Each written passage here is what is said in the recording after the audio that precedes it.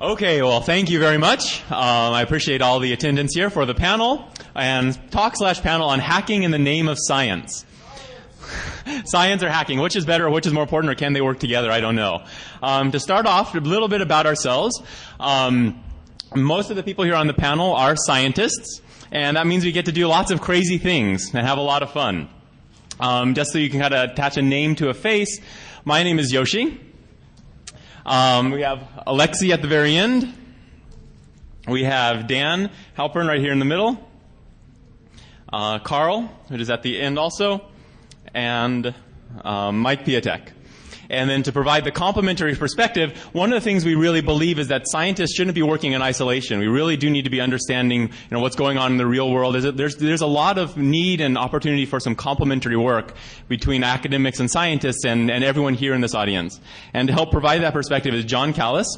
He's the co-founder and CTO of PGP and a real internet guru. So I'm glad he's able to join us. So what kind of things do scientists actually do? Well, when I was in grad school, I spent a lot of time breaking and trying to fix cryptographic protocols, one of them which was SSH, which I think everyone here probably knows about. And so like any good talk, let's start with some definitions. Let X and Y are strings, then bars around X denotes the length of X in bits, and X double bar Y denotes their concatenation. Okay, so this was actually meant as a joke.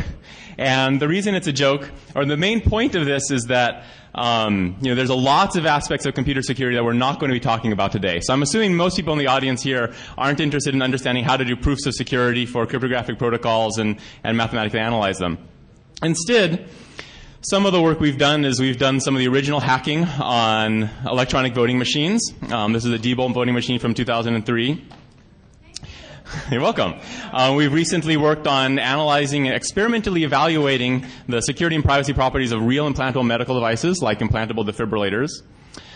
We've shown that it's possible to frame printers for copyright infringement and actually get DMCA takedown notices sent to these printers. We've analyzed the privacy properties of the Nike iPod Sport Kit, and we've done things like looked at streaming, multimedia streaming encrypted video, and saying, well, you know what, even though the stream is encrypted, we can do traffic analysis and figure out what you're watching on the TV or whatnot. We've also created, at the University of Washington, we've created this ubiquitous environment that's with RFID readers all throughout the building that's able to track, all the students at the University of Washington in the computer science department. There are interesting issues that arise here, and Carl is going to be talking about that. Yeah, well, the real good question is why are we actually doing that? And we're going to try to answer these questions because, as you know, what we're hoping to do is provide you a glimpse into what we do in academic security research and hopefully get your feedback. We recently did some open source laptop tracking software, new defenses against ghost and leech attacks, and RFID skimming. I'm going to talk about some of these later, but I think the big question is why do we actually do all these things? And the truth is that we love to hack. We like to break things, we like to build things, and hopefully what we're doing will be able to better society, provide better technology to the people around us, and we love to overcome challenges. And so if you go through this list, I'm guessing you're probably thinking that these are exactly the things that I like to do as well. So in some sense, we are all very similar. And I believe that's the case, but I wanted to provide you a perspective of how we approach things that might be slightly different from the academic perspective. So the first thing is that the science really influences our choice of problems. So lots of times when we're sitting in the lab, we realize, this would be some great neat thing to break. This is a new RFID tag, the smart card, this cell phone application would be a great thing to break. But some of those things we actually don't end up doing because there's not the kernel of science in there for the academic rigor. And so what we really try to do is we try to invent new techniques and discover new things. And also we have a lot of interest in trying to actually, how do you experimentally evaluate the efficacy of our work? And also one thing to keep in mind is that before, during, and after our technical work, one of the things that we're always thinking about in the back of our head is how can we actually publish this work in a peer-reviewed venue? Again, I want to stress that our work only represents a subset of the work done in the academic community. One thing about our goals is that we're really not here to compete with all the people here and what's being done in industry, but hopefully to complement it. We try to seek out new problems, and that's why we sought out electronic voting machines in 2003, and that's why we're seeking out medical devices now, and also to apply new twists to the classic or old problems, like trying to frame a printer for DMC takedown notices. So again, why do we make this talk? And this talk actually started when John Callis and I were at another meeting and seeing that, the academic security community is doing a lot of great things. The DEF CON community, the industry is doing a lot of great things, but the whole could be much greater than the sum of the parts. And so for you, what we're hoping this will do is to provide a glimpse of the world of academic security research. And of course, I'd also like to encourage you, if you really are interested in this, to come to our academic security conferences like Usenix Security, and maybe even write some of your own academic security papers. And of course, we'd love to talk with you more later in this panel session and also afterwards. For us, we really hope to get your feedback and how can we work better with you. And for all of us, we think that this kind of strengthening the bonds or this superhighway between academics and non-academics will actually, it might take a long process, but hopefully many great things will come of this. So let's talk a little bit about some of the hacks we've done. We're going to try to go through these at moderate speed because we really do want to leave as much time as possible for questions at the end. For background, we are going to talk about some of the attacks that we've done because we know the most about them. And we'll actually provide links to the papers themselves in the slides later, which we'll also put online. So you can actually read from these academic papers and see what structure are and what they look like, especially if you're interested in doing some yourself. So the first type, there's several, I tried to categorize the types of academic security research we do into various different bins. And the first bin that we try to focus on is analyzing critical systems. And these are systems that I define as being somehow important to society. Oftentimes we try to find critical systems that have been previously understudied, or at least understudied in the public. Obviously the three-letter agencies might have looked at these systems in a lot more detail, but systems that haven't been publicly studied before.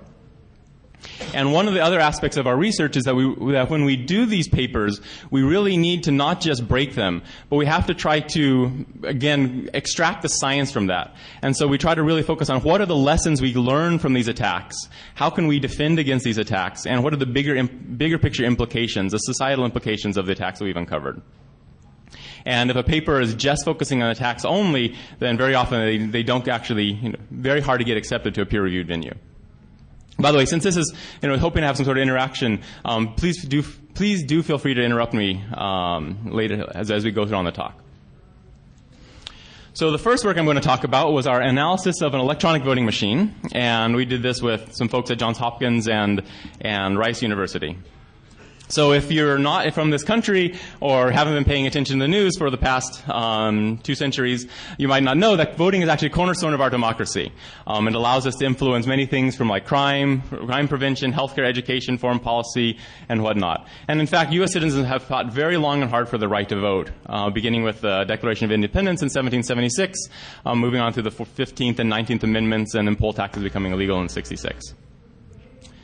So now if we fast forward to the 2000 presidential election, you probably all remember this debacle that happened in Florida where the hanging chads and the butterfly ballots, and countless hours were being spent looking at these ballots trying to figure out who actually voted for whom. And in response to this, there was a big push towards modernizing our voting machines, or modernizing our elections, and a big push towards electronic voting machines.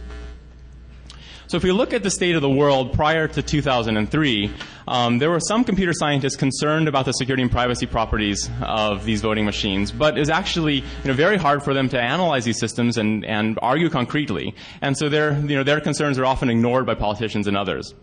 But then, something magical happened in 2003 when the Diebold source code was I'm sorry, we've had problems with the VGA monitor, so I know this is kind of hard to read. But the Diebold source code was found by Bev Harris on Diebold's anonymous FTP site, and was reposted to the web and provided the first opportunity for the public to analyze the security and privacy of a real electronic voting machine.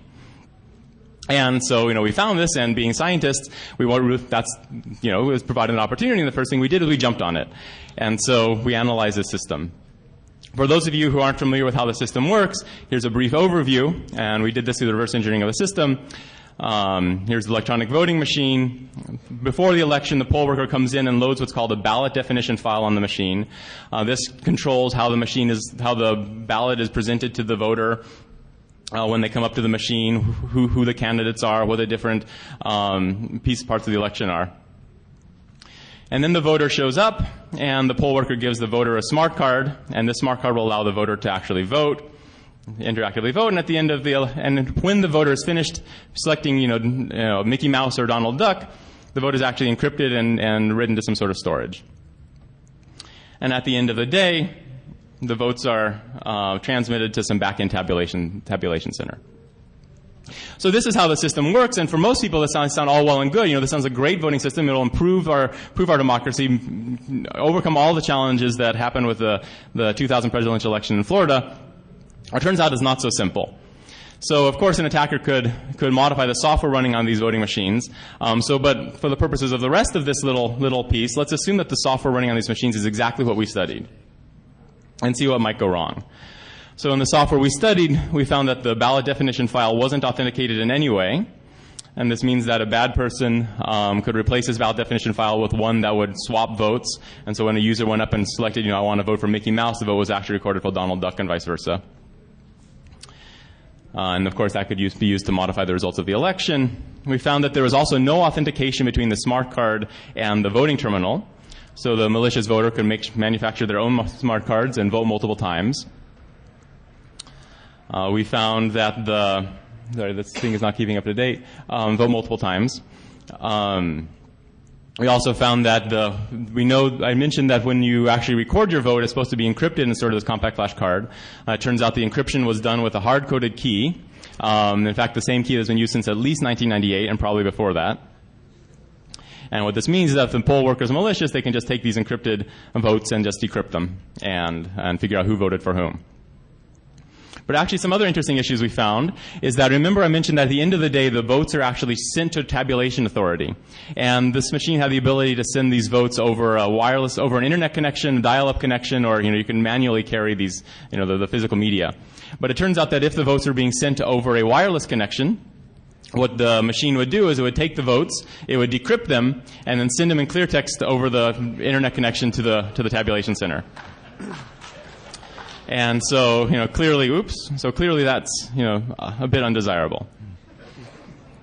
We spent, like I said, we spent a lot of time looking at the source code. We found some interesting comments in there, like this is a bit of a hack for now. This one is particularly confusing because I'm not actually sure what it means for key handling to be gorped. The bool beep flag is a hack, so it doesn't beep twice. This is a result of the key handling being gorped. This doesn't really, give me much confidence in the system if the other things weren't enough. Other gross hacks and double faults. I don't know if they were playing tennis while they coded this or not. I don't know. These are things that probably many of you who are doing security in industry have already seen people say. Many comments we received were like, the correctness of this software has been proven through an extensive testing process. How many people in here believe that? Or how many people do not believe that? Yeah. And these are other comments we've often received are, these machines have never been attacked in the past, and so we know that they won't be attacked in the future. Not having security mechanisms built into the software is okay, since election procedures would detect any malicious activity. And of course people said the code we analyzed was old, and so none of our results actually apply anymore. If you've been following the media since 2003, you know that this is actually not the case. There are the large number of subsequent results after ours that basically confirmed our findings. Some of them actually implemented the attacks that we found. And of course, there have been many, many more results analyzing more recent versions of the systems. Great work from the Princeton team, the California top to bottom review, the Everest team, and others. And so one of the things that academics do when they analyze these systems is we don't just say, okay, we've analyzed them, we found lots of problems, what can we, this is great, let's move on to the next topic. But there's a lot of follow-through that needs to happen. And so there's now actually a whole research community focused on improving the security of electronic voting machines. They're focusing, or improving electronic voting machines in general. I'm facing this way because the mic is kind of, odd location. Improving the usability, improving all aspects of the electronic voting machines. There's actually a new workshop that just ended last week or 2 weeks ago focusing on electronic voting technologies. Some slides. These slides are actually derived from slides presented by Deborah Bowen, the Secretary of State of California, at the Usenix Security workshop. The first of which said, prevent unwanted presidencies. Americans must bring back hand-counted paper ballots. You've probably heard that many computer scientists are saying in the short term, since we have all these security problems, we really need paper ballots. And this is actually the bumper sticker that she displayed. She saw, the next slide is actually the bumper sticker that she saw, or someone else saw, on a real car in Texas. And maybe they'll see this bumper sticker here at DEF CON next year. And with that, Alexi will be talking about, with that, Dan will be talking about our security analysis of another, what we believe to be critical system. So hi, I'm Dan, and I'm going to be talking about a paper we presented at Oakland Security Conference earlier this year about pacemakers and implantable cardiac defibrillators. This is joint work with a bunch of colleagues in Massachusetts at UMass Amherst, and also a cardiologist and FDA-involved doctor named Dr. Mizell, who's from Harvard Medical School. Okay, so, wow. So this talks about implantable medical devices. So I wanted to give you a few examples of implantable medical devices.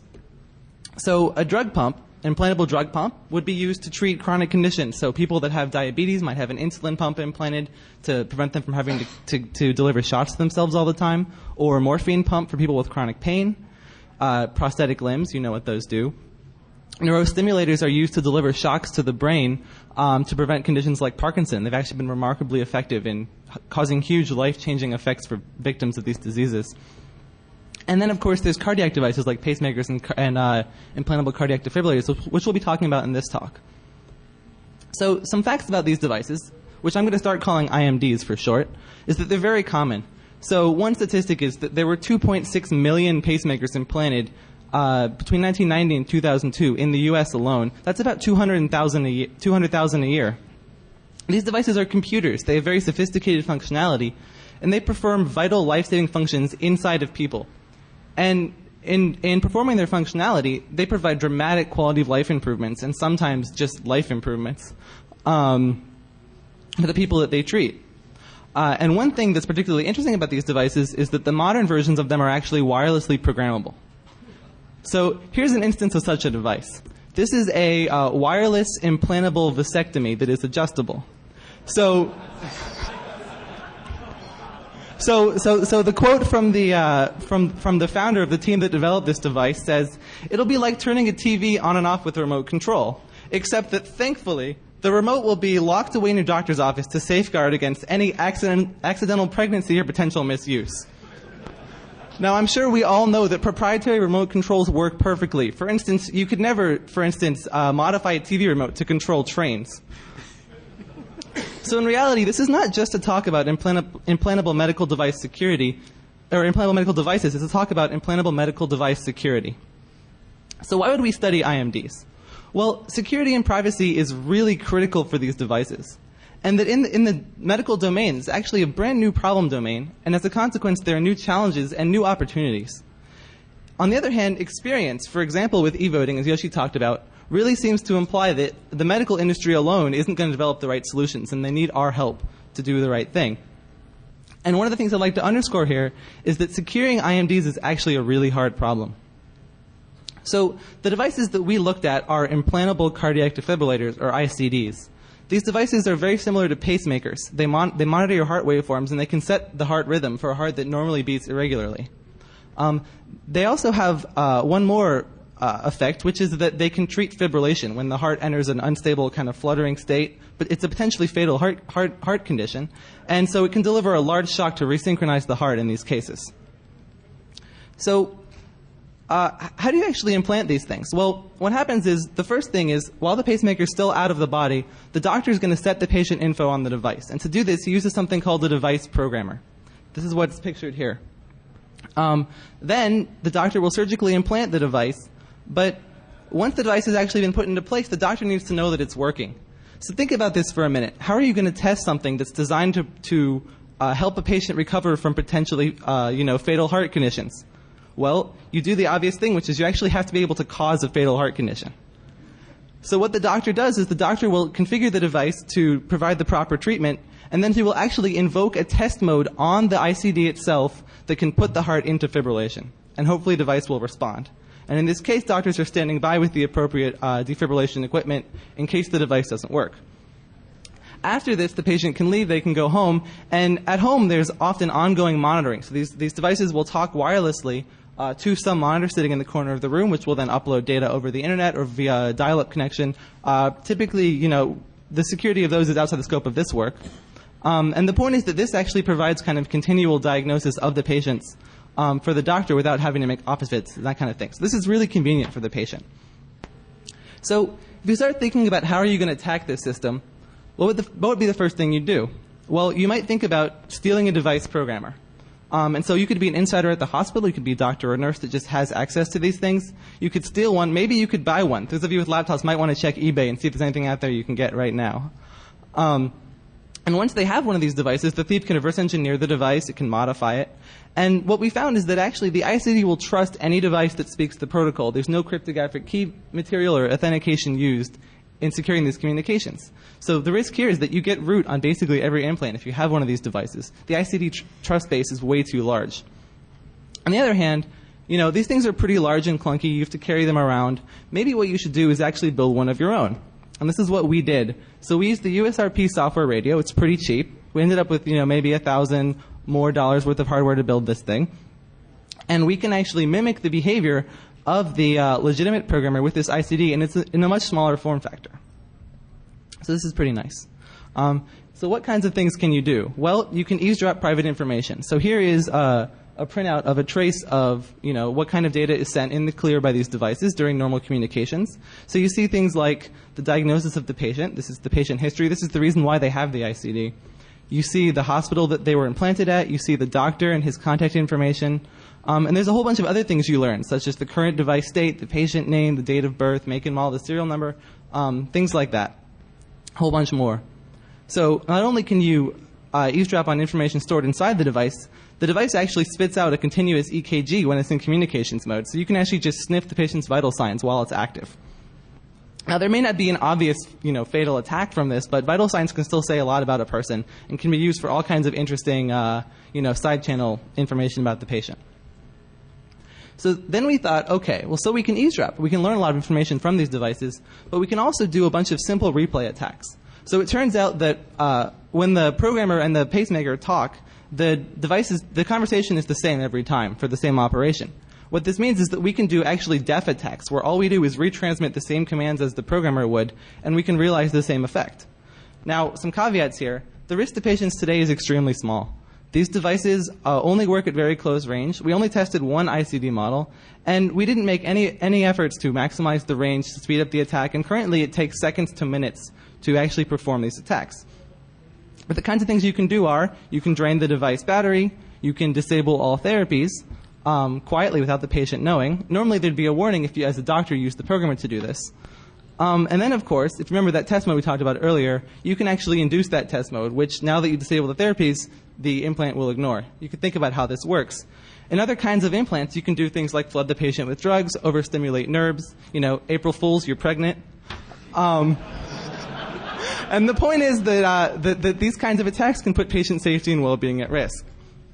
And so just to drive home the point that, yes, we think that right now these attacks are mostly academic and would be really hard to mount, the idea of attacks in medical systems are not new. So you may remember that in November of last year, people started posting animated pictures on web forums that were designed to cause epilepsy in epileptic viewers with light-sensitive epilepsy.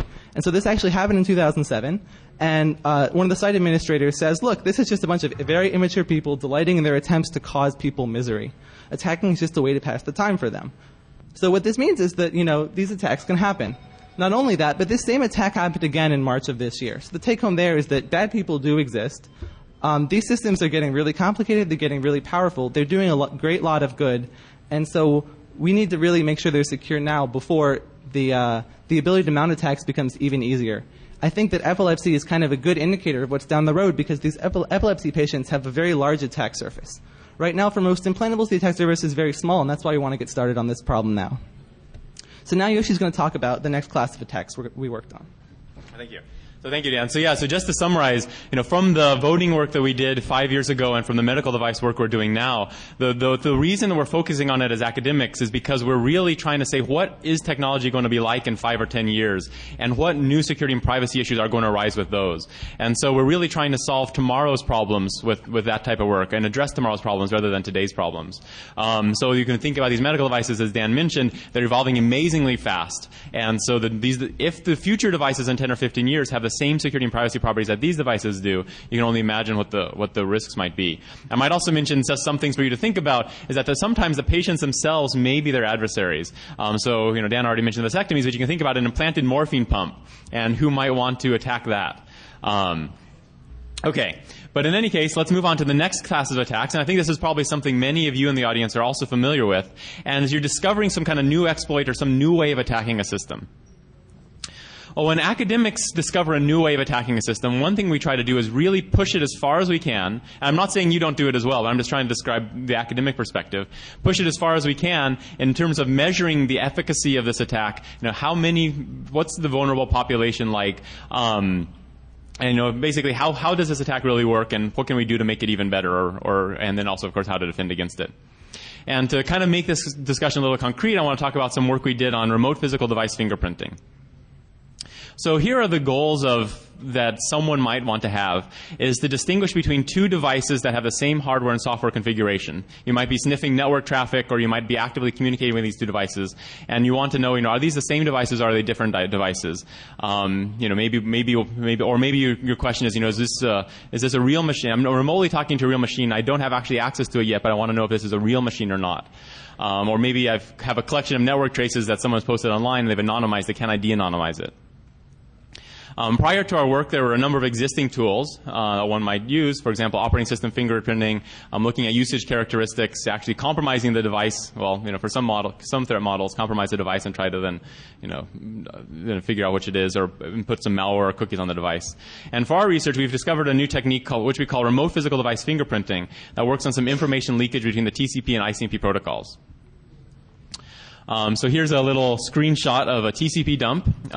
Those of you probably already know that there's 3 packet headers in here. The fields that we're most interested in are the TCP timestamps option field.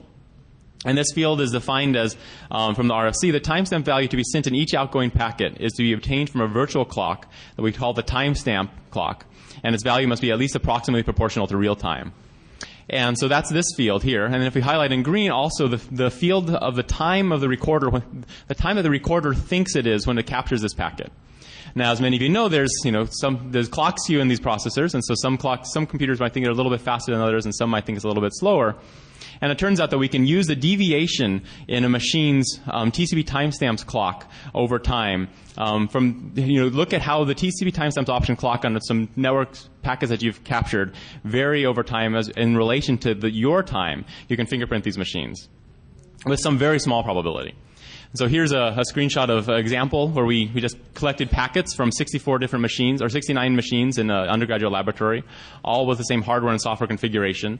And then we plotted basically the difference in their reported time versus our reported time as a function of time on the horizontal axis. And as you can clearly see, some machines are very easily distinguishable from the others. And so we thought this was a kind of a neat observation. There's clearly it's not going to be able to uniquely fingerprint every single machine out there, but still it could be combined with other techniques for additional information. But what made this an academic study is we had to actually we wanted to really dive deeper into this and say, what operating systems does this apply to? How stable are these measurements actually over time, over days? How stable are these measurements for the same laptops that's being connected from different locations throughout the U.S. through different access technologies? Is this variant upon the topology between the measurer and the device that's being measured? We had to do all these studies and a whole bunch of experiments in order to try to really understand how effective this technique was. And if you want to see how, and if you're doing this type of research yourself in terms of finding new attacks and wanting to understand, and maybe wanting to publish it at a computer security venue, or an academic venue, then this paper, and there's also plenty of other good papers out there to look at. And again, just some simple applications of this. With some very small probability, we can track individual machines as they connect to different points along the internet. We use this to de-anonymize anonymous network traces. That were being made available to other researchers, and we actually use this also to distinguish between two virtual machines running on the same physical machine versus two different real machines. Some interesting observations that you get. Of course, I'm sure people here have also gotten similar things. When you publish this type of work, you get lots of emails. We receive lots of emails from people saying they've lost our laptops. Can you help them find it? Turns out this technique wasn't quite designed for that unless we actually instrument the ISPs to do this type of monitoring, and even then we wouldn't have low probability. But I'm actually showing these slides for a reason. I'll get back to that in a minute. But with that, I want to actually talk about the next type of research we do in academic computer security, at least at the University of Washington, and it's on building new systems. And of course, we try to build new systems and then, of course, evaluate those systems for solving both new and old problems. And also, one of the things we really try to do is we try to build systems that we think might exist in 10 or 15 years that don't actually address the security and privacy properties that we'd want. And then we try to retrofit them and see, well, how would we address these security and privacy properties so that we can better anticipate and guard against privacy invasions and security invasions in the future. So with that, I want to introduce Carl, who's going to talk about some work on what's called the RFID ecosystem. All right. Thanks, Yoshi. So today I'm going to talk about privacy in the RFID ecosystem at the University of Washington. There's a ton of people. I couldn't fit all their names on this slide. There's like 27 other collaborators. So the RFID landscape today consists of proximity cards, credit cards, toll transponders, supply chain applications where you have tags on pallets of items, and passports. And there's some other niche applications like cattle tagging, stuff like that. But what's projected to happen in the future is that we'll have tags on absolutely everything, your clothes, possibly money, everything you carry around with you. And so what we want to look at is okay, so assume that RFID will become pervasive. So before that happens, we want to figure out both what cool applications does this pervasive technology enable, and also what are the privacy and security issues that arise. And there's an important privacy utility trade-off here. So we need to look at databases, applications, and so forth to see if RFID can actually be useful. But for this talk, I'm only going to talk about the privacy and security issues. So next I'm going to have a short video of a potential future of RFID that we want to work hard to avoid. So this is a video, let's see here. How do I activate this? It should actually, it's already activated. You just don't see it on yours. Oh, I don't see it. Okay. Haha. Cool. All right. So what we're doing here is we're doing a demo of tracking a student around the building. We have a Google Map interface showing his exact position in the building. We have a bunch of RFID antennas on top of the cable tray there. It's sort of hard to see, but there's a purple icon that keeps moving around the map there. So we have 185 plus antennas deployed in the building. We have 40 plus readers. They cover all the floors. We're deploying more. This is different than cell phones in that anyone can track these tags, not just the carriers or people who have access to the carriers. So what I'm showing here is actually for demo purposes only. The actual study respects people's privacies. We have a huge informed consent process that's been reviewed by the Human Subjects Board and stuff like that. But what I'm just showing here is how feasible it is to quickly track a person, and he's coming back over here by the security lab. Read the next reader, and let's see. Oh, there he is at the door coming in. So it's clear that violating your privacy is easy. Now, here's the hard part. How do we fix that? So there are many privacy issues that are involved. There's institutional surveillance. There's rogue surveillance. Even if you fix the surveillance problems and you say who you want to be able to read your tags, you have the problem of setting access controls right. You can still game the system in certain cases. And then we have found some unintended consequences of privacy controls. So the first is institutional surveillance, which is pretty much what I just showed there, and that whoever owns the RFID infrastructure can basically track anything that goes through it. And so some might wonder, well, is this a real threat? Well, we found this article in a newspaper recently about worker snooping on customer data is pretty common. There's a lot of interest in companies in tracking customers with their cell phones. There's a company that's using the software radios to track people through malls with their cell phone transmissions. There's, customer loyalty cards and so forth. And then there's this. So companies are also interested in finding out what their employees are doing. And if you have an RFID employee badge, it seems feasible in the future that they can figure out exactly where you are. And then there's rogue surveillance. So the industry's rallying behind a common protocol, EPC Gen 2.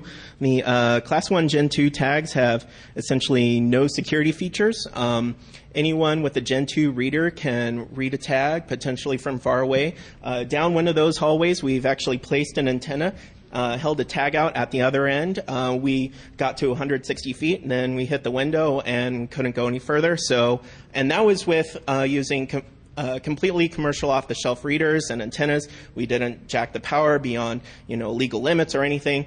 And the other interesting thing is that Washington has now been deploying this enhanced driver's license that's completely optional to facilitate border crossing into Canada.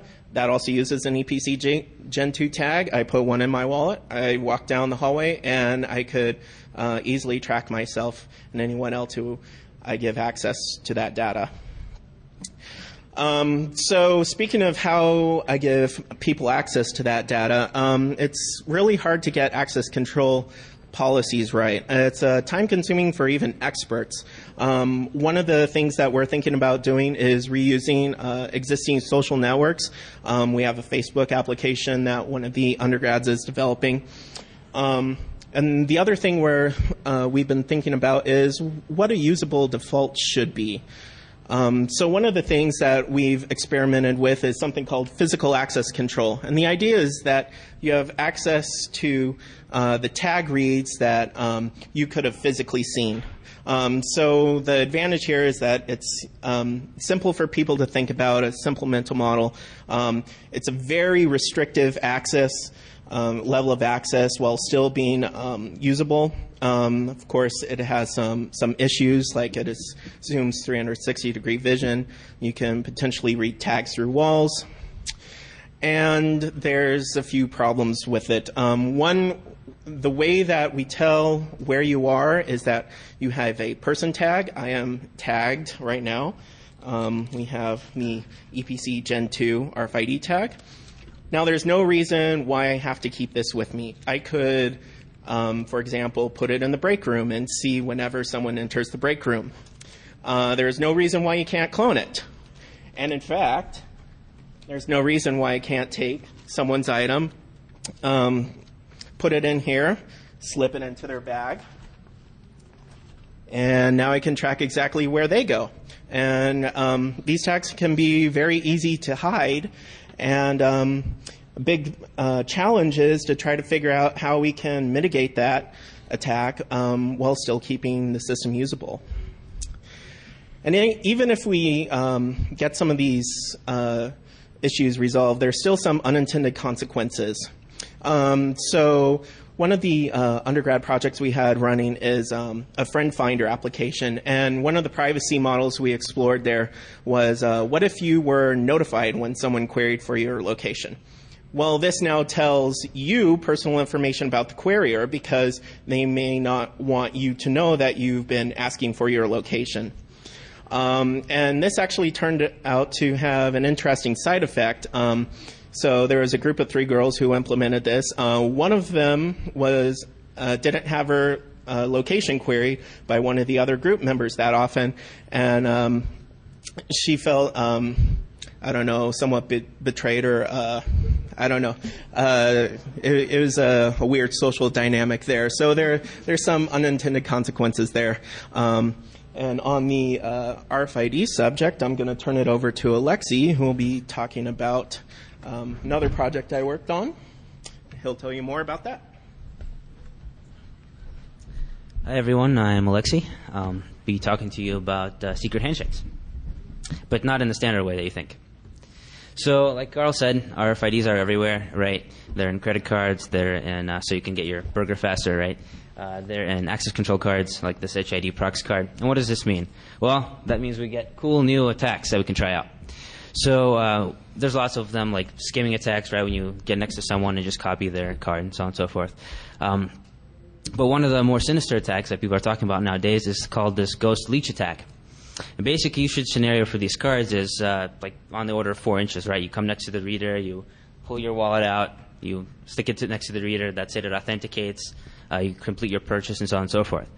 So with this attack, what happens is you actually extend that authentication distance, potentially a very long distance, by having one guy next to the card. Like, for example, if you're in a cafe, right, he can be sitting next to you and can have his buddy next to some secret door that you have access to. And they can just proxy the communication between the tag and the door. So this works really well because they don't even have to look at any kind of fancy crypto that's implemented. They just forward it back and forth. Okay, so we're in science, so we want to try to defend against this, right? Yeah, science. So we want to try not to change the usage model, right? Because that would be pretty annoying if I had to actually take my card out of my wallet every single time I want to do something. We want to modify just the tags. We want to continue using just complete passive tags, so ones without a battery. And we don't want to change the back-end systems because that would really suck if we have to replace all the readers and all the infrastructure that's behind it. So how would you go about doing this?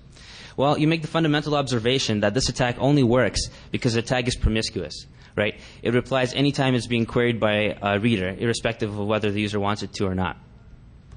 So what if we make this observation? The fact that the motion that you make with the tag is different when you try to authenticate as opposed to when it's just sitting in your pocket and you're doing everyday things. So what if we can make the card smart and actually recognize this gesture?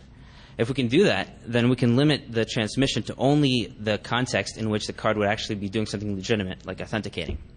Okay? So it turns out that people authenticate in different ways, right? Somebody can slap their card against the reader. Other people do a wave. Other people can do like a little, hip swing.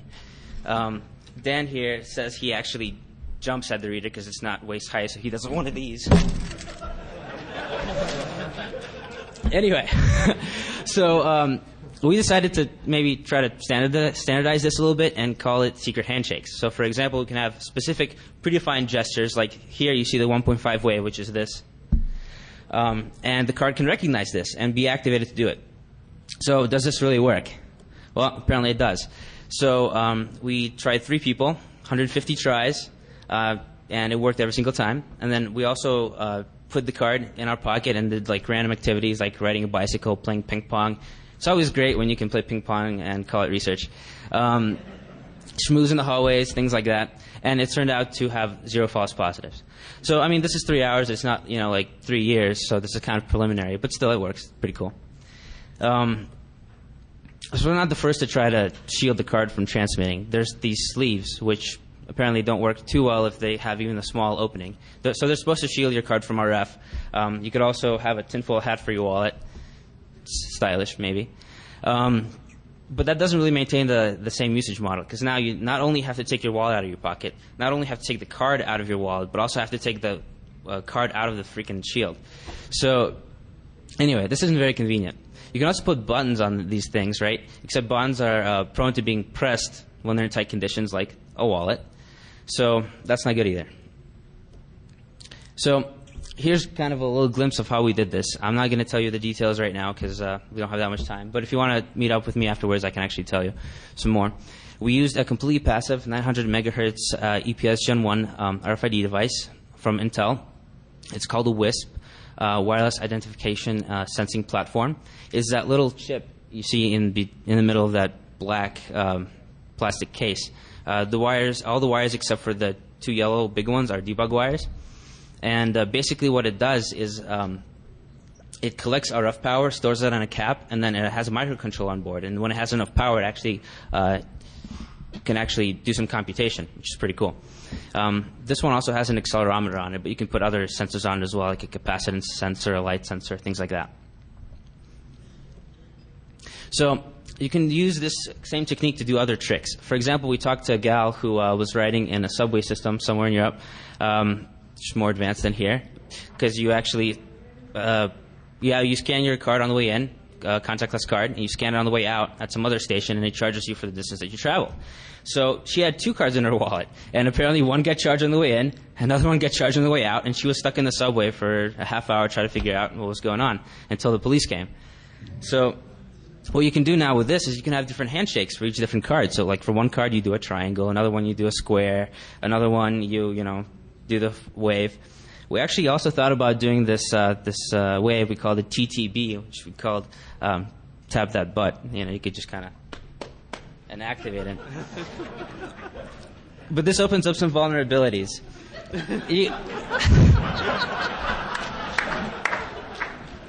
You can have people people become very eager to help you authenticate in those cases. So anyway, this is maybe vulnerable to a dancing ninja attack in which an attacker can actually coerce you to dance in some certain way, wave your butt back and forth. But anyway, that's that. I'll hand it back off to Yoshi. Thanks. Well, thank you, Alexi. I guess we want to make sure we avoid other people helping you authenticate. So this is another example of the types of research we want to do. Again, we're trying to identify problems in security problems in important systems, and then try to address them. One of the research projects, one of the other building type research projects we did was focusing on laptop tracking systems. So many of you probably know that laptop theft is a fairly big problem. There's actually a fairly large number of companies focusing on providing services to help people protect against lost or stolen laptops. Now, of course, an attacker could delete this software if it's installed in their machine. The software basically runs on their machine and uploads their location information to a central server, periodically or once every half hour or something like that. A sophisticated adversary could remove the software, but many adversaries or many laptop thieves aren't actually that sophisticated. And so these software is actually quite effective in practice.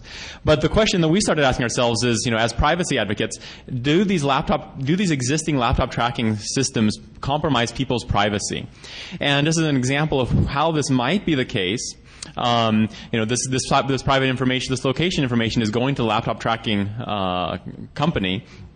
And it turns out that location information for other types of systems has been used in the past. They've been subpoenaed for, the E-ZPass toll records have been subpoenaed and used in divorce cases.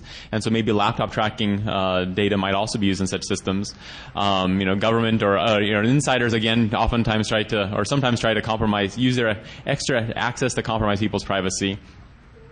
And another issue that we wish to address is that, well, if someone actually gets access to your laptop, would they be able to compromise the security and privacy properties of the laptop tracking software to actually figure out where all you've been in the past, maybe as you're crossing the border or whatnot? And so we actually invented some new cryptographic techniques that can provide laptop tracking services but also preserve privacy. So here's the model and why it was somewhat interesting. What we wanted to do is we wanted to create a system that would allow us to use a third party to help us track our location without that third party ever being able to actually learn our location. To solve this problem, we use some encryption, basic encryption, things called forward secure pseudorandom bit generators, a little bit of identity-based encryption depending on some threat models, etc. But we really had to try to design these systems that way. We leverage OpenDHT, and this is now an open source system. If you Google Adiona, which is named after the Roman goddess of safe returns, she's supposed to return children to their parents after they left for the first time. You'll see this, and of course it's open source, so we of course encourage, we'd love anyone to help us make it better. But in the interest of brevity, let me go on to the next aspect of the types of security research we do. And one is to measure, and that's to measure what's actually happening in today's world. And so the idea here is that lots of things are happening. People are connecting to the internet all the time. Ads are out there, spam is out there, botnets are out there, and we really want to measure the scale of these attacks or these artifacts. And we want to do some in some sort of scientific, rigorous way. And so one project we did was on, in collaboration, actually Nick Weaver is here in the audience, or I think he was in the audience, was on detecting in-flight page changes to our web pages. So many of you might have seen, and I guess in summer of 2007, there were lots of postings on Slashdot and other media articles about ISPs and actually actively injecting ads into people's web pages. This was fairly early on in the process, and what we at the University of Washington wanted to do was say, well, is this really occurring? How broadly is it occurring? What could the side effects of this be? And, how might we actually be able to protect against this? And so the first step is to actually scientifically measure the phenomena. and we created a little infrastructure. We made our own web page. It had this little thing we called a tripwire in it. And so what would happen is that if a user went and visited our page, they would get a page with a little piece of JavaScript on it that would actually do a self-inspection to make sure the page was unmodified. And so if an attacker or if an ISP or someone else actually modified the page in flight, perhaps injecting an ad or doing something else, we would detect it and report it back to our server. And this way we could actually, if people came to our website, we could actually figure out whose web pages were being modified. Or sorry, which ISPs or which other parties are modifying web pages. So clearly what we need to do is we need to collect a lot of data. Data is the source of a lot of scientific analyses. And so what we did is we actually posted this page to Dig. Since a mailing list, someone very graciously put it on Slashdot, and 50,000 unique visitors came to our webpage. And from that we got a glimpse of how this was broadly happening over the internet. And it turns out that this was really happening. Of the 50,000 unique IP addresses that visited our page, 650 of those did see changes, which is 1.3%. But still, to me, that's a fairly large number if we think about how many people are on the internet. 2.4 of these, or a total of 16, were done by ISPs injecting ads. We actually saw some interesting indications that they might be trying to blacklist or whitelist our tripwire code. But we did see this happening, and we have not actually redone this study, so I don't know what the current state is. But the ISPs were modifying ads in flight, and we also found some interesting side effects that we didn't expect to happen. So as you know, many people here probably know about cross-site scripting attacks, or vulnerabilities on these web pages would allow for these cross-site scripting attacks. Well, let's say that the web page is actually not vulnerable to a cross-site scripting attack, as the content developer intends. Well, it turns out that there are actually some software that people use on their own machine for legitimate purposes, to maybe block ads or do other things that would actually modify the web pages in flight. And it turns out that some of these modifications to safe web pages actually introduce cross-site scripting vulnerabilities. And so, basically, what this means is that if you're using, they fixed the problem, but if you're using old versions of AdMuncher or the Proxomatron or maybe some of the other systems, the website itself might be safe, but if you use this third-party service or this third-party software, then actually, the Bank of America or whoever you're going to was no longer safe anymore. I can go ahead and skip through this because I do want to make sure we have enough time for discussion. But we also then created some techniques for defending against this that are hopefully more lightweight than standard cryptography, and I'll put those online. And these things are not perfectly robust against intelligent adversaries, but we're trying to strike a balance between security and safety, security and cost. With that, let me actually now turn it over to Mike, which I think will talk about something else that you might be interested in. Hi, well, yeah, I hope you'll be interested in it. Hi, I'm Mike, and I work primarily on peer-to-peer systems, and I'm going to be telling you quickly about some measurements that we performed at the University of Washington of exactly how copyright enforcement agencies do monitoring and enforcement on these networks. And so there's a website URL up here that has more information about this project. So let's start off with something that probably everyone in this room knows, and that's why copyright agencies are interested in monitoring peer-to-peer networks. Well, quite simply, there's a lot of purported copyright infringement going on these networks. And this is just a screenshot of a popular BitTorrent website that probably you all recognize, where you can go off and download tons of movies for free. So, of course, this hasn't gone unnoticed by the people that produce these movies, and they're interested in identifying people that are doing this and telling them, hey, stop that. So what are they doing today? Well, it's a pretty simple process, really. Peer-to-peer monitoring today is 3 steps. First, these agencies crawl peer-to-peer networks, participating in the protocol in the exact same way, mostly, that users do when they're downloading. They identify infringing users, and that's the crucial step, exactly how they're doing that, but for now let's just leave it abstract. And then once they've identified allegedly infringing users, they send a notice to ISPs called a DMCA takedown notice.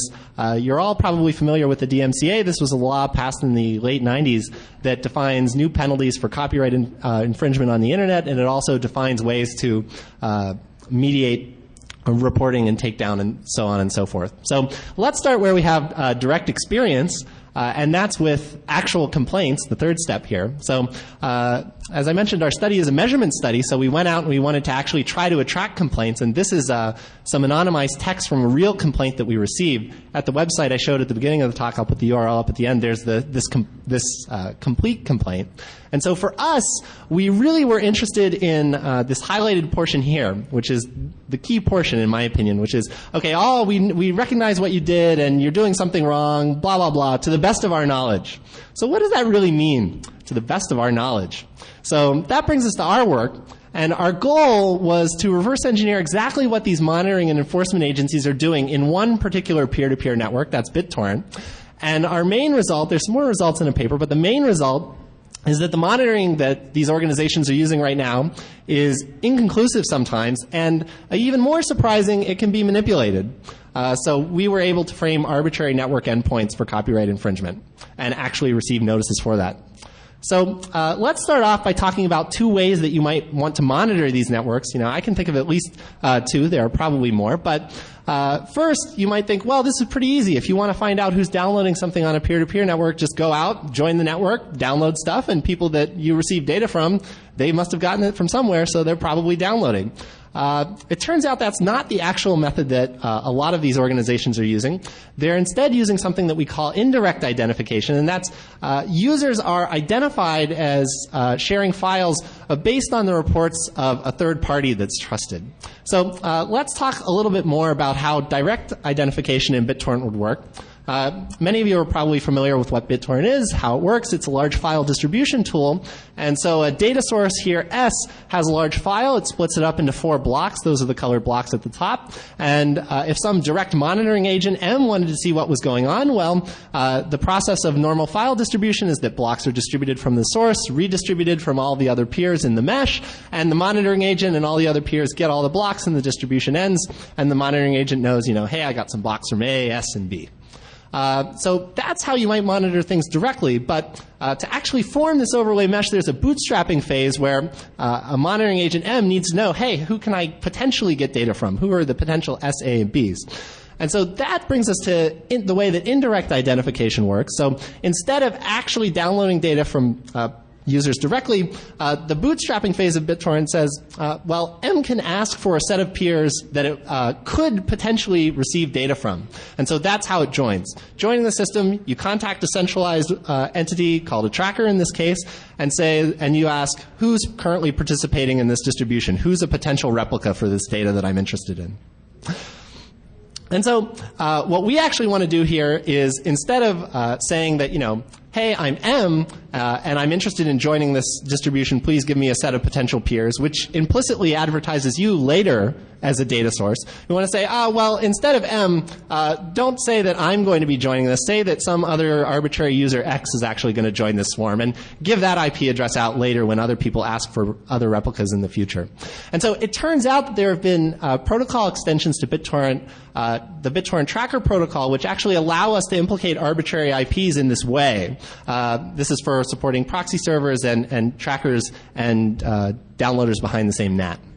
And so what does actually a spoofed request look like that implicates a user? Well, the BitTorrent tracker protocol is just some window dressing on HTTP, so it's actually as simple as a wget request. So if you wanted to implicate a.b.c.d here, after some post-processing of the torrent metadata, it's a request just like this.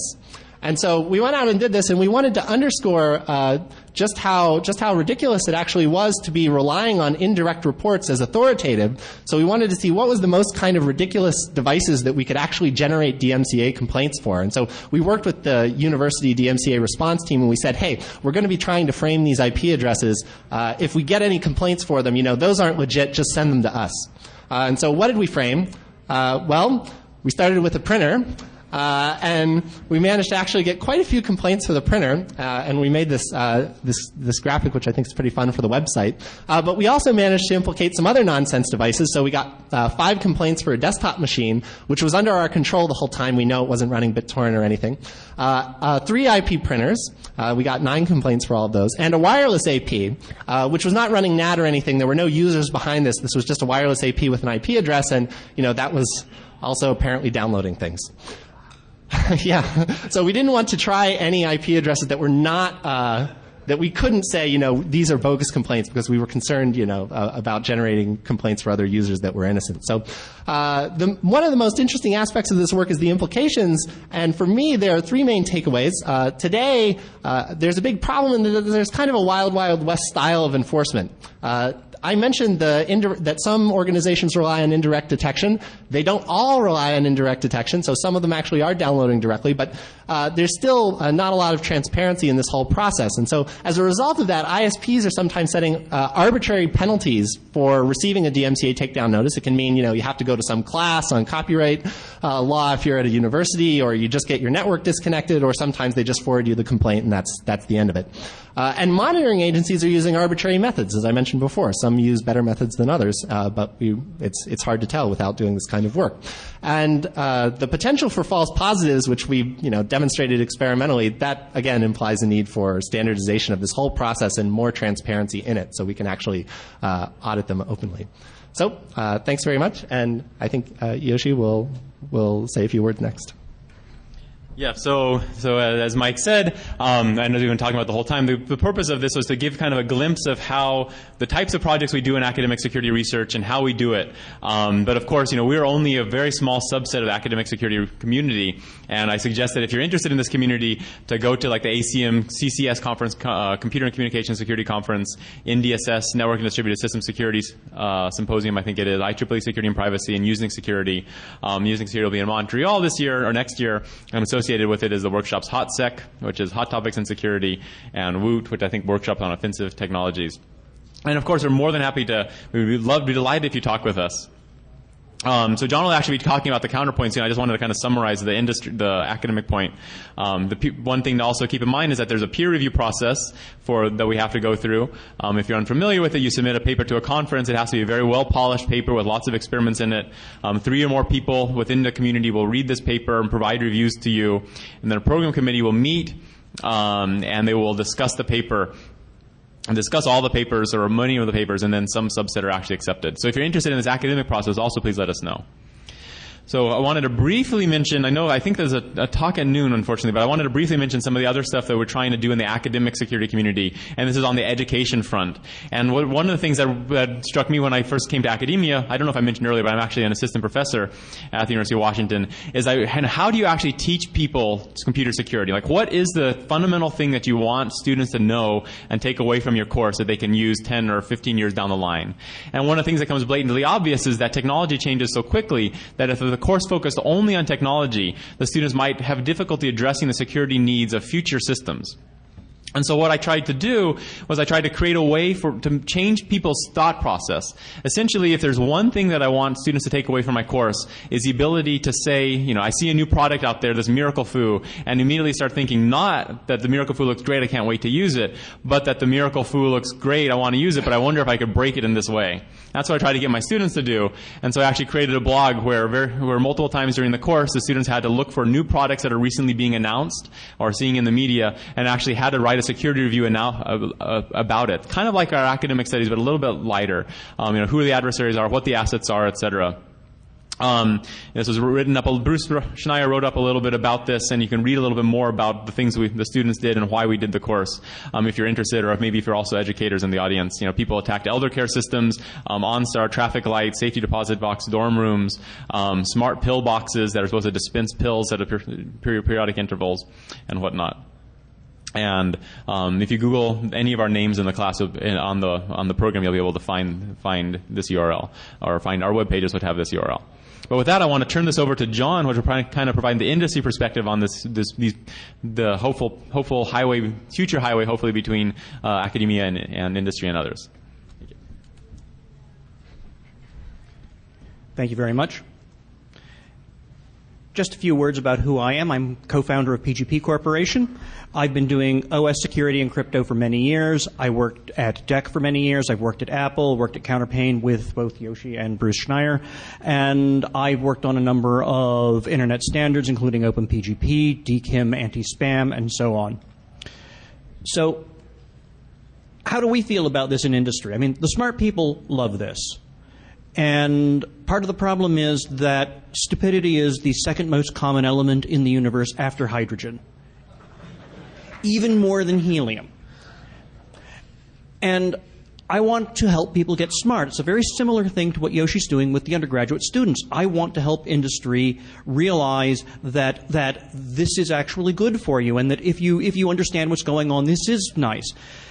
Part of the problem is that a lot of people will get an email message saying, "Hi, I'm Professor so-and-so from the University of wherever, and there's a preprint of this paper that we think you should look at and comment on and see if we've got any factual problems with it." And you get this sinking feeling in your stomach. You start to do other things, and all of the little blood chemicals that set off the fight or flight impulses go off, and that makes you stupid. And if you've seen any of these things where they talk about, where you get the lawsuits coming in, the this, that, this is the flight or flight impulse making you be stupid, and you don't want to do that. What you should be saying is, "Can I be on your press release?" Also, the market frequently punishes secure products. I once worked on a file server product, and one of the advantages of ours was that it was much more secure than other ones, and people weren't buying ours, and we asked people why they didn't think this security stuff was important, and one customer that we talked to said, "Well, why do I need the security stuff when I can just go out and buy a UPS and plug the thing into it?" And as one of my colleagues put it, there's no arguing with logic like that. If people don't know about security problems, they don't value them, and people will not pay for things that they don't value. And worse, when people get used to things that are not secure, it's extraordinarily hard to get them to upgrade to things that are secure, because they presume that because they've been using this thing that is not secure for so long, and apparently, it's like, nobody's ever done this to me, then it's hard to get them to use the stuff that is good. The hacking itself is extraordinarily important because it shows the limitations of present thought. I mean, I find all of this absolutely amazing because it's, wow, I didn't think of that. Or in many cases, I wondered if you could do that. It also shows what's important. And as I've said, it is widely believed that people don't buy security, people don't care about privacy. And so should we care ourselves? If people are not going to buy our system, or they're going to buy the one that costs a nickel less and doesn't have security, then should we be caring about it too? It also helps those of us who build things, because a lot of times something new comes out, it's being advertised as the greatest thing, it's sliced bread 2.0. Does it actually work? What are the downsides of it? Who's doing something that you look at it and you go, I wouldn't buy that.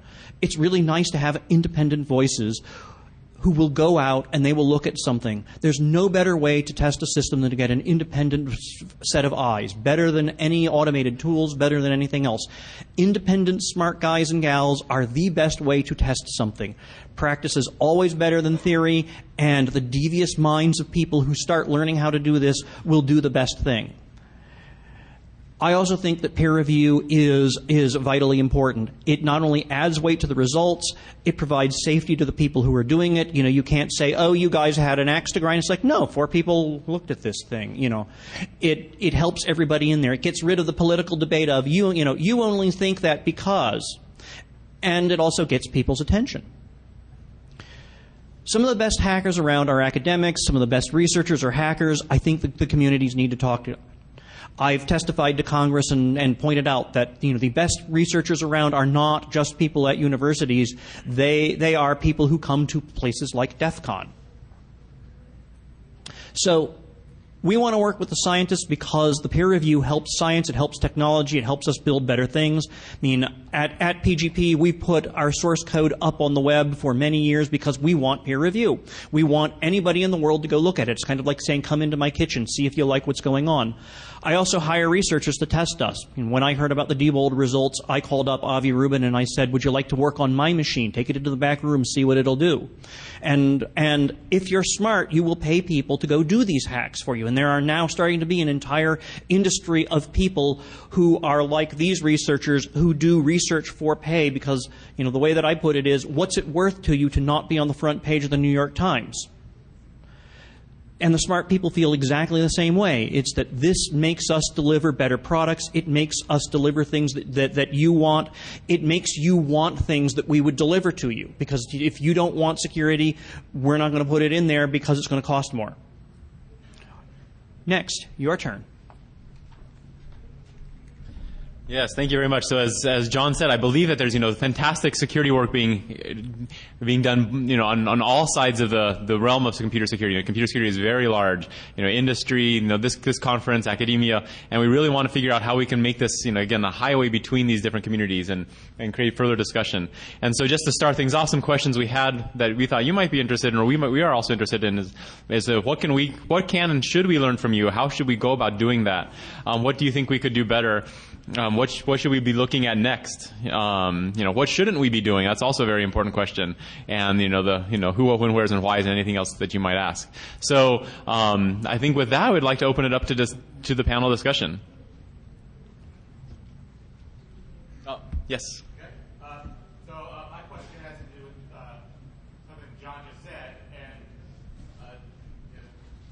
Mike. Oh no, I was just going to sit down so we can all share. But Schneider a couple months ago had his movie threat contest, and so I think we're all used to being informed of threats that don't exist, and people who are perfectly willing to try to protect us from these threats. So how do we, in the security community, communicate the legitimacy of the threats that we're trying to? Yeah.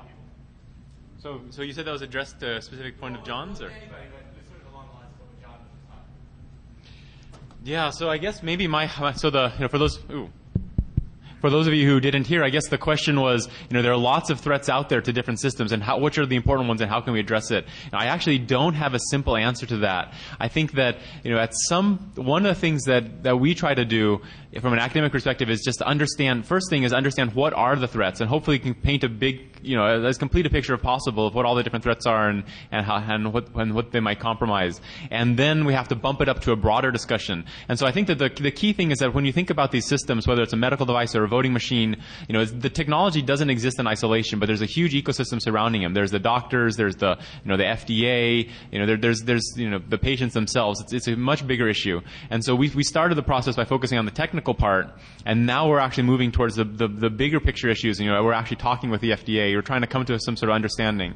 And to come to this understanding, again, it's something that I don't think I don't feel comfortable coming to a conclusion of what's the right level of security for a pacemaker or a medical pump by myself, because I don't have the medical expertise. And so really it's just, the research starts this dialogue with the other communities with broader expertise. I'll say that it's also the same sort of thing. I mean, one thing that you can do is that when you see somebody who does something similar to what you worry about, I mean, you've seen what these guys do. There are going to be the slides with their email addresses. Send them an email and say, hey, have you guys ever considered blah, blah, blah, blah, blah? Sometimes it won't take. Sometimes it will. I've suggested things to people a number of times before I get somebody to do something similar to some research that I like, and because this is the way that testing will go on. And when somebody comes up with something that is interesting, it starts opening up questions that we wouldn't have considered otherwise. People were accepting voting machines just carte blanche until somebody actually started doing testing on them. I mean, the thing that's going on now is that this whole question of we're all going to be subject to internet-controlled health care in the next 30 years. What should the FDA be doing about it? That question is only being started to ask now because of things like this. So suggest to these guys something that would work. I mean, or something you're concerned about. And actually, Alexei suggested I might have actually misunderstood your question in my response. Yeah, I think you did. Okay. So John was saying that smart people are out there and smart people care. Mm-hmm. But there are people in the government who want us to care about things that are not as much of a threat as we would like to believe, and then they say, okay, we're going to protect you from this. So how does a legitimate protector communicate the urgency of the threat and the legitimacy of the response? Okay, yeah. So I think that this is on a case-by-case basis, but so let's say my experience in the past is that if the issue can be, I think that it's very important to be able to figure out some concise way to demonstrate or express the fact that this is actually an issue, and then to start talking broadly with the other people in the community who might be able to corroborate your statement. So I'll mention that for like the medical devices, we have been talking with the FDA, and actually the people at the FDA are very supportive of this, and they understand the issues. They understand the challenges to addressing them also, and there are some fundamental challenges to it. But, my short answer is, I think it's have to be a case, still, case by case basis, but still, try to argue it as crisply as possible. Yeah, it's going to have to be case by case because it depends on who would be appropriate to do the right work. 10 years ago or so, there were people who did work and they showed very interesting psychological work on how easy it is to induce repressed memories. And repressed memories were starting to become this new thing that people started to think was valuable. And serious research done on what was essentially hacking the human brain showed that this was questionable. There are all sorts of other things that we could start coming up with. And if you've got an idea, send it to somebody.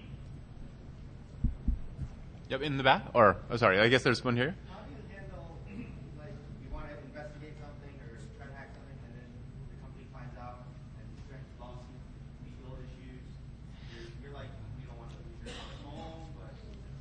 Yeah. So the question around is, you're analyzing some product or some system, and are you concerned about them doing some legal action to you? So the first thing I should say is that at least at the University of Washington, I think many other places, we do try to make sure that what we're doing is legal. So talk to a legal counsel, before actually beginning a project. And there's things that we have done, there's things that we have thought about doing for past research projects that we actually did not do because we want to do the research, but at the same time we want to make sure we uphold the law. That doesn't mean that some company might not issue a Silence in a sense where even though you're doing research and interested, but you're silent because you don't want to deal with legal issues because you're silent. So the question is, again, are we silenced? And I guess the truth is that academics are provided extreme freedom in what they can do, and that's one of the reasons that I'm in academia is we can choose all these different projects.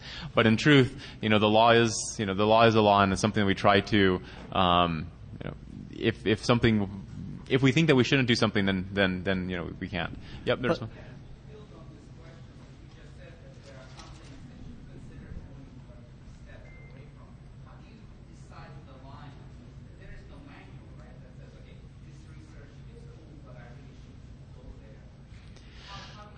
So actually there's two related questions that I might expand upon that. So the question was, how do you draw the line about this research is cool and I shouldn't go there? And there's two questions we have to address. One is, what is this ethical to go there? And then the second one, is it legal to go there? I'm not a lawyer, so I can't decide is this legal or not. So I have to talk with the people at wherever I am about the legal aspects of it.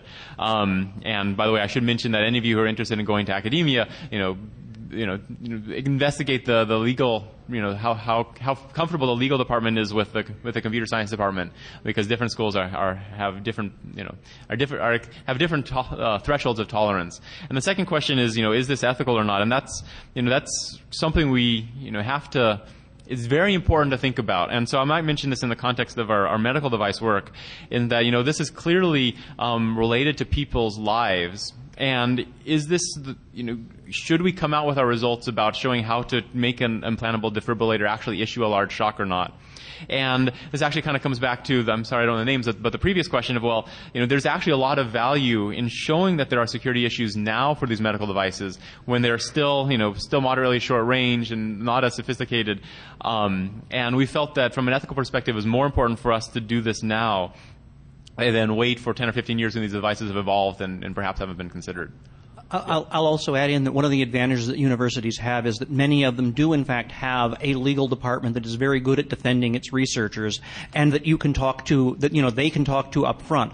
There are also decades of work done on what are acceptable things for human experimentation. You know, what are the appropriate protocols that medicine, psychology, and sociology have developed themselves. So they have the resources to go to someplace and say, what do you think about this? And often what they will come back with is, we don't like this thing, we don't like that thing, and if you would change this to that, then it's okay. And this lets them figure out exactly what they will do so that they can go right up to the line and say, we also had this set of peers tell us that this was okay and that wasn't. And that helps everybody. So, one more comment about that. So in academia, we like was said by John, we have the support of the whole lawyer team. So it might be actually a lot harder for a company to go after us. Second of all, it looks a little bit different in a press if your company goes after an educational institution as opposed to a hacker. So in that sense, we kind of get a lot more flack of what we can do. Also, if we actually want to work with a company, companies are much more willing to work with institutions than they are with rogue agents. So if we want to, talk to a company and say, hey, I think you guys are doing something wrong. How about we help you? How about you give us code and we look at it? They might look at that a little bit differently than if we have a whole university behind us as opposed to if you're by yourself. I think gentleman orange shirt was first. Yeah, I'd like to make a comment on what you said, Yoshi, about educating the mindset of your students, and what John said about the enormous amount of stupidity in the world. I have a fifth grader, and I think it starts even at that age of educating them. And she nailed her teacher this past week and told her she shouldn't keep her username and password under the keyboard. Fantastic. Yeah, good job. That's great. But, we've got adults in the workplace that don't follow what they know is right. We've got engineering development managers hiring developers that don't know security. And, hardware is hardware. The insecurity 99% of the time lies in the software. And how do we get the managers to hire developers that have been taught security? And how do we get the developers properly taught in security? And it's going to take 50 years even to start now. So I suspect that John might have more direct comments, but I'll comment. Or I could either start or, because you've actually hired. So at the highest level, I agree that this is a fundamental challenge, and I'm not sure. So I think the ideal perspective that you paint is a great one, where in the future everyone has a security mindset. The managers have the mindset themselves, and they know to hire developers who have that mindset. I'm not actually sure. I think there's going to be many, many steps for us to get to that point, if we can in fact get to that point. I'm not sure what all those steps are going to be, but in the short term, again, from my course, and I've actually got emails from other people who are interested in copying the same perspective. My hope of this course is that when these people are still working 10 or 15 years in the industry, they will have this mindset, and when they see a new system, they probably won't know how to fix it or maybe even how to break it anymore, but they'll ask the question and then go out and hire the people that can fix it. And so, kind of it's a grassroots approach to try to just get more and more people to think that way, and maybe other classes at other universities will also be trying to teach people and give people an opportunity to think about security. You're a very young professor, and a lot of the older professors don't even think that way. So that is true. So this is it's not without challenge, but I'm still not sure exactly, so maybe I'll even open up to the audience, if there's any, and after John remarks if he wants to, but if there's any suggestions on how to do this, I'd love to hear it, because, I've been racking my brain for, 5 or 10 years, on the subject of security, and, how can we get people to think about it more, like we'd want them to. I think, the bad news is it is going to take, decades. But I'll even say that having a security mindset is very good to have some people who do that, but you wouldn't want everyone to do that, because there are an awful lot of things that we wouldn't have that we all enjoy if we worried about the security. We would never get into cars if we worried about this. So we make risk decisions all the time. And part of being a good security person is, in fact, saying, this has gone a little bit too far. And, it doesn't need to be quite that secure, because it's also got to have other properties. But we need to teach people, getting a small number of people who are into groups who can help it. There are many, many people in industry who are, in fact, trying to get groups to do better jobs. Sprinkling it around, not in a security group, but throughout, because that's what happens. The natural growth is first you pull the security people together, and then you push them out. You start by centralizing, and then you decentralize.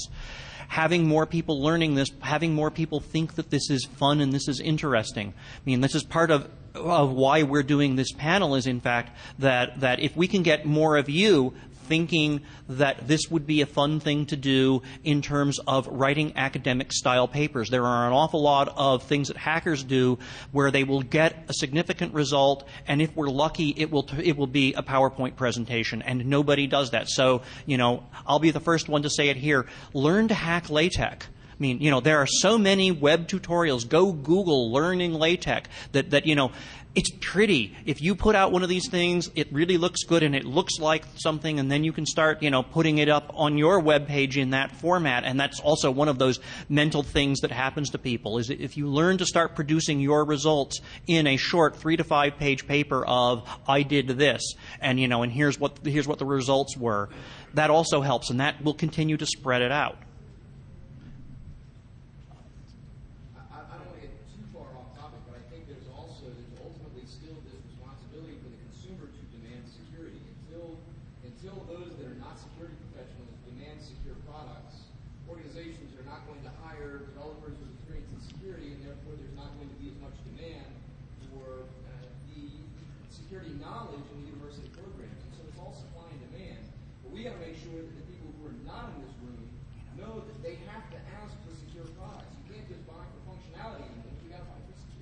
Absolutely.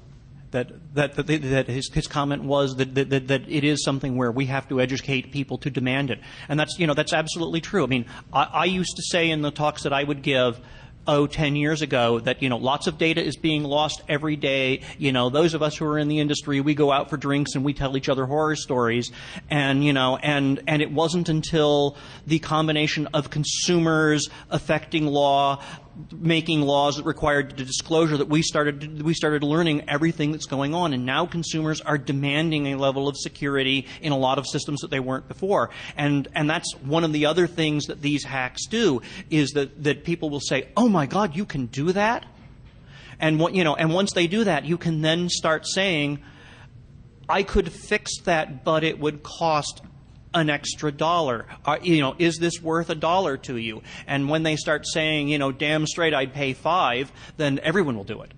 So I might have one other response to that. So I think building on John's response, I think is great. So these hacks can raise awareness.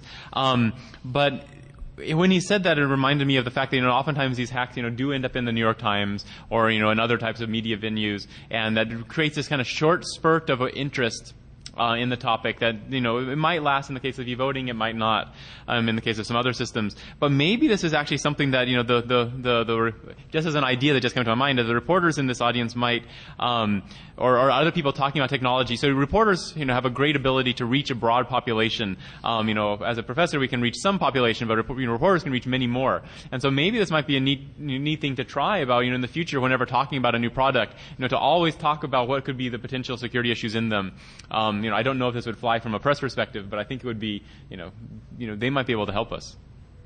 Any other question? That stole my point, but I guess what I was going to ask is, you can educate users in the community, but I think it's a little difficult if they have no desire. How do you get them to desire? Should we go out and troll people on Facebook and Twitter that are good? Yeah. Everybody knows, what a virus is. Yeah. They have no desire, they're told. Yeah, no. So the devil's advocate in me says, okay, attack high-profile subjects like senators. The comments are not representative of the university or the other people on the panel.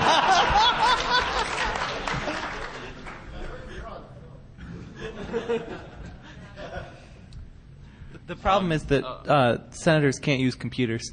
Oh, that's right. They sent their emails before.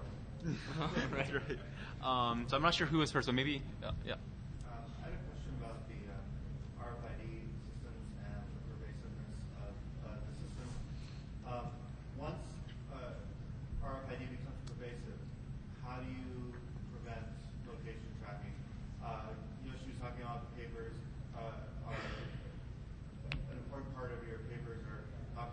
defenses and what you can do about the sort of technology. I can understand how you can secure the actual data. I can buy that. You can secure the data on the tag, but just by the authentication process, aren't you giving out location data? And is that just an unstoppable tide that we'll just have to assume that that's just something that's going to happen? I think that some of it is unstoppable, but some of it isn't. I mean, the work that they've done on gestures with RFID devices is something that was completely new. I mean, you know, I certainly hadn't thought of that before. And when you see that this is possible, and you know, and all of you now have the ability to go tell people, you know, I saw people give a paper from University of Washington on how you could make an RFID tag activate if you wave it in a triangle or a square, or you know, or you do interpretive dance, and What about when it becomes pervasive and like everything is tagged? So eventually, things that you aren't actually actively using will be tagged. Like groceries, as an example, are going to have tags if they don't have them already. And so eventually, everything's going to have a tag like that. So This is a worrisome problem. I mean, I'm a disadvocate of RFID passports, and one of the things that I consider to be a huge threat is that there is nearly no way for it to not say, "Hi, I'm a passport." That means that there are a certain class of attacks that one could build off of that. This is going to be.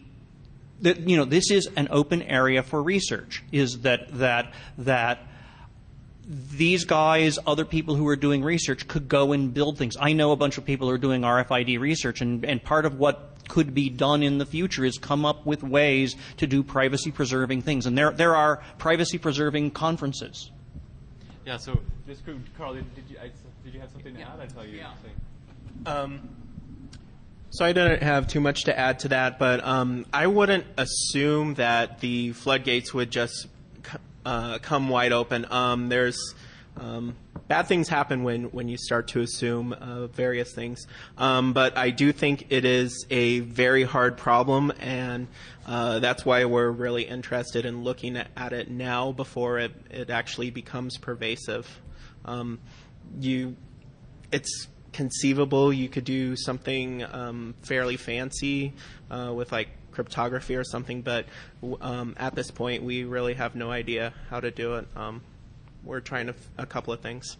I think one of the ways that you describe time somebody is slipping some information, right? And I think we can prevent that by being very careful what we carry around. But there's one thing that we won't be able to prevent, is that we make it illegal for you not to carry an ID, right? So if you have to carry an ID that does have an ID tag, and it's illegal for you not to have your ID with you, or you can't go anywhere with that, then there's no way you can avoid it. So I think that's one step towards closing the floodgates. If you make it legal for you just to use it. Yeah, so I don't think it's going to be a purely technological solution.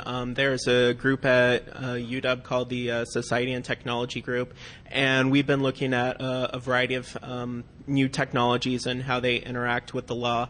They are deploying a new transit card in Seattle that we've found some interesting things about. And one of the original specification called for the University of Washington to be able to pull up trip histories with including your location of where you got on and off the bus for every student and every employee, and we were able to get them to roll that back in conjunction with the ACLU of Washington.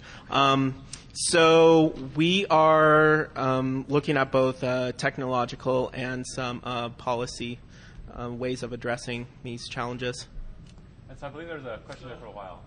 Thinking about Diebold and some of the other things you're talking about, intercepting and controlling or changing information, how long till we see things like controlling the OnStar for a remote party to actually open up cars and starting engines without the OnStar by intercepting the signal? Because they're obviously sending a signal through that OnStar mechanism to open and lock remotely, wirelessly, and then start the vehicle remotely and wirelessly. Yeah, so I think the answer to the question more broadly. So for those of you who didn't hear, the OnStar system. We talked about voting machines. We talked about pacemakers. The OnStar system, which controls cars. When are people going to start breaking that? I guess at the highest level, there's a large number of research groups both here at the University of Washington and other places that are interested in understanding these emerging technologies. And in addition to cars, there's a whole bunch of other technologies that I'm sure are going to be emerging, either are starting to or will in the future. And it just takes the right team, the right amount of time. So it's very hard to predict. I guess I would just mention last year at DEF CON, we were actually just in the heat of analyzing pacemakers, and now this year we're able to actually talk about it.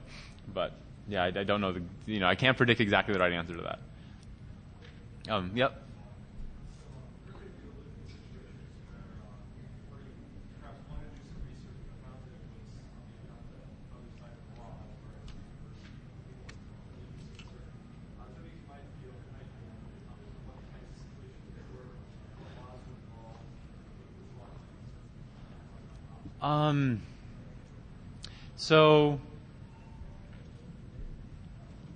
So for those of you who didn't hear, the question was, can I actually comment on, which things we did not do because we were concerned about breaking the law? And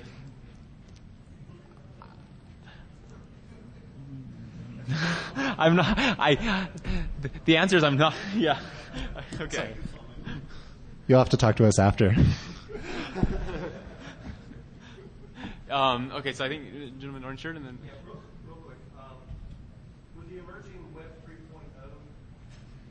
specs coming out in technology, I've heard some people talk about there'll be enough IP addresses where everybody can have their own IP address, and every device has its own IP address. Have you guys done any research in Web 3.0 area? Will it see privacy concerns with that? So unless someone else in the panel speaks up, I actually haven't looked at it yet. We have another student, maybe who did the web tripwires work, who might have been able to comment, but he's unfortunately here right now. So unfortunately, I can't comment on that. Yeah, that's a good question. Yeah, is there any technology for which there's not a privacy concern? So I think first the gentleman back there, and then in front. Oh yes, thank you. Well, thank you.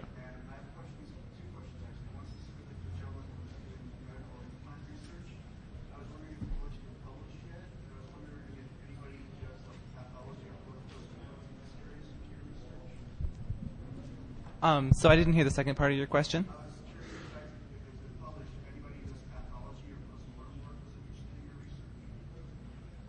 So the answer to the first question, sorry, there were two questions about the medical device work, whether it's been published, and so the answer is yes. My colleague Ben Ransford presented this paper at the Oakland Security Conference in May of this year, and if you go to just Google for us and you find our website, you can get a copy of the paper from there. I know that we've talked to the FDA about kind of how we're going to integrate the FDA and also device manufacturers about kind of what are the types of solutions towards this. As for pathology or post-mortem, yeah, I don't. No one has expressed to us directly their interest in that.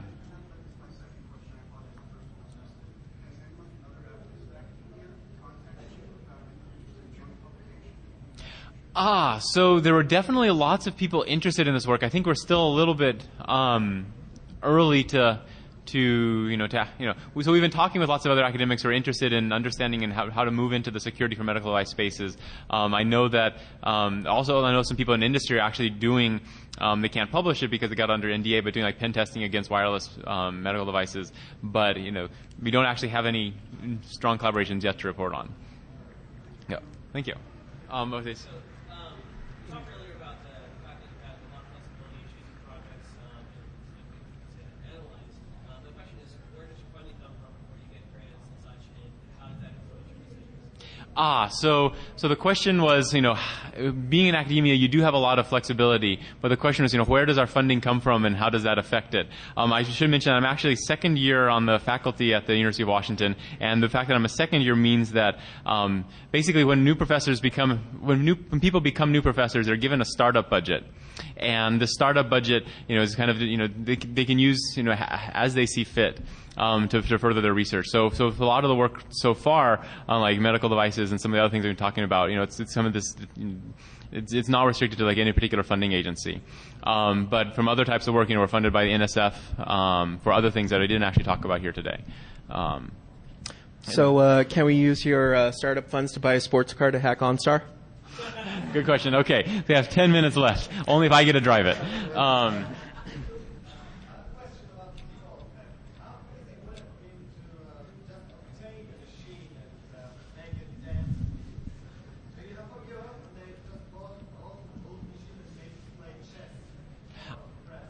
So I couldn't quite hear the question. There was a question, how easy would it be to actually obtain a voting machine?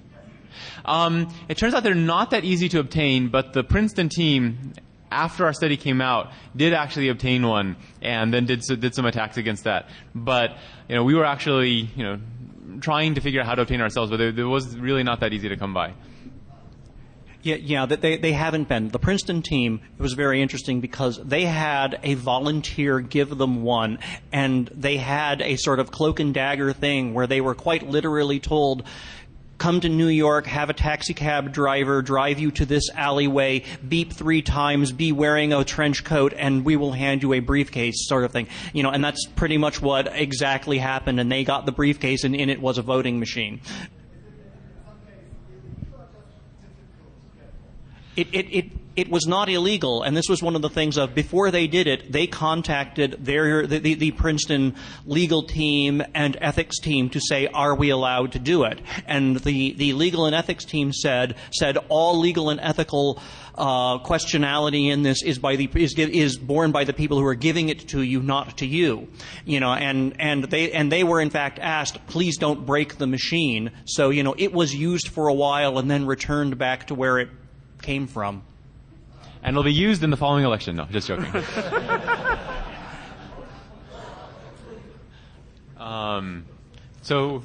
Yeah. I have a question about what you're saying about publishing stuff. You're saying that an attack, you can't just publish an attack. There's got to be some science to the solution, something more that you learn. But it seems like a lot of devices have stupid defects in them. There's no science to fix it. Like with the default machine, when you decode it, like when you send it the vote data back, you decrypt it before you send it wirelessly. Yep. Yeah. So that's a very good question. And it turns out there's actually a spectrum. So when I was talking about what the research needs to have, so I mentioned, I think there's a bullet on the slide that said you can't just publish attacks themselves. They have to have some bigger picture issues. And so one of them was focusing on lessons. One is focusing on defenses. And one of them is also focusing on the societal impact. And so for our voting paper, I truly believe that for this particular paper, the scale was more towards this is an important societal issue, and and in truth the technical depth there was a lot of work, but the technical depth was not the same as for our work on trying to improve the security for medical devices. But to bounce back up to a higher level, you're right. There are a lot of systems out there that do very stupid things. And if one wanted to submit a paper on that to a security venue, please let me know, or please I'll be more than happy, or other people in the security community would be more than happy to provide guidance on how to frame it. But oftentimes, if the attack is just so stupid, then the community might not accept it as a scientific publication. But if you can kind of wrap it around in a societal context, or kind of talk about the defenses and maybe why some of the natural defenses didn't work, or maybe why what led to this, and how this problem might be more broader than just one particular application. So that may be possible. Yeah, these days, finding a buffer overflow in product X is not interesting science. It's been done. But I would argue that if you found something, write it up as a paper, and send it to the people whose product you broke. And if it's a PDF that's got, the pretty LaTeX fonts and things on it, and you've got an abstract and you've got this, and you say, I'm going to be submitting this to something, and I would love to work with you, Company X, that it's going to grab their attention in a way that it wouldn't have, any other way, and they're going to be far more likely to cooperate with you. And if, gosh darn, you only published that paper on your own website because it didn't get submitted, that's how you start developing your own individual cred. that you found X, you found Y, and following these sorts of things. It's kind of like dressing the right way. And if you start dressing like an academic in the things that you write, then you will start getting people who will say, "I'll help you get your results X and Y," and you might put three of them together into, as Yoshi said, a societal thing, or how how good people respond to reports. That would be sort of a paper you could do. So I think we have time for at least two more questions. First over there, and then this one being next.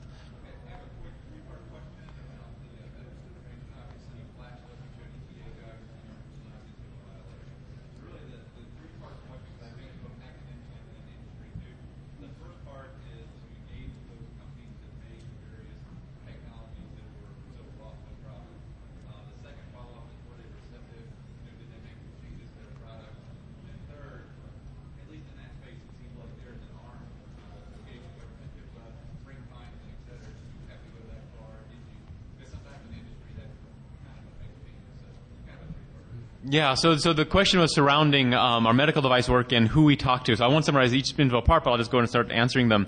The first is that we did definitely engage the FDA before we actually published this work. The FDA is the U.S. Food and Drug Administration. They're the one governing body in the United States that has an industry-wide perspective on the issues affecting medicine in general. And we worked with them primarily because we felt that the issues we uncovered, while we focus on one device, could potentially be much broader than that. And so we didn't want to just, it wasn't say, just fix this one product, but really, it's really, the FDA and the rest of the industry needs to kind of focus on this problem as a whole. And so we did work with them. And in fact, I think they were very receptive. So we actually had meetings now with the FDA and with the medical device manufacturers. And I think they understand that this is an issue. The big question is, how do we what actually does security and privacy mean for these devices, when you actually have to trade off security with safety? And I'll mention this is just a brief example for you to think about. So for security, let's say I want to secure a pacemaker or an ICD. Well, maybe I will, put some cryptographic keys on it and only allow you to talk to an authorized programmer or an authorized equipment. Okay, like your equipment at your prescribing doctor. And then what happens when you're, in a foreign city and you get in an accident and the people in the ambulance or the people at the emergency room need to actually immediately turn off your device or change its settings? What do? Well, they need a backdoor. And they need that backdoor for safety. And so, why couldn't an adversary use that backdoor at the same time? And so that's one of the challenges for medical devices that I think will be particularly hard to go through. But I hope that was okay. But in the 1 minute or two that's left. Yeah. I just had a comment regarding the overriding issues. How do you increase security awareness? How do you get people ready to spend their dollars on security? And my thinking is that people aren't going to be prepared to do that until the attacks are large enough and affect them enough that they're worried. So, like, for example, double hull tankers, they follow major oil spills. Insurance. In a way, security is insurance. It's like selling insurance. So if there were no floods or tornadoes, could you sell flood or tornado insurance? Yes, by demonstrating with a high probability that there will be floods and tornadoes in the future, some people will say, okay, yes, I will buy flood and tornado insurance, but most people won't. The only way to circumvent that, in my opinion, is through government. By convincing government that high probability of flood and tornadoes, we're going to require, or fire, let's say fire, perfect example. High probability of fire, we're going to require fire insurance. If you're going to buy a home. Now people are forced to do it, and that's one way to survive. I think we agree completely. The comment was that how do you get people aware of this? And he suggested, there's legislation, there's insurance. I mean, I have been saying recently that we didn't get people to wear seatbelts above a rate of 15 to 20% in the population. When the danger is your face goes into a piece of glass, it's really easy to imagine it even. And the rates of using seatbelts were very low until there were laws and fines. And and the insurance industries started creating building safety codes. And those aren't laws, but you can't get insurance on a building unless you meet these codes. And that's an awful lot of how we will ultimately get these things done, because people are stupid. I mean, it's the second most prevalent element in the universe. So I think we're being waved that are we out of time? You're out of time, but your Q&A room is room 115. Okay. So our Q&A room is room 115. room 115. So please come to room 115 with us.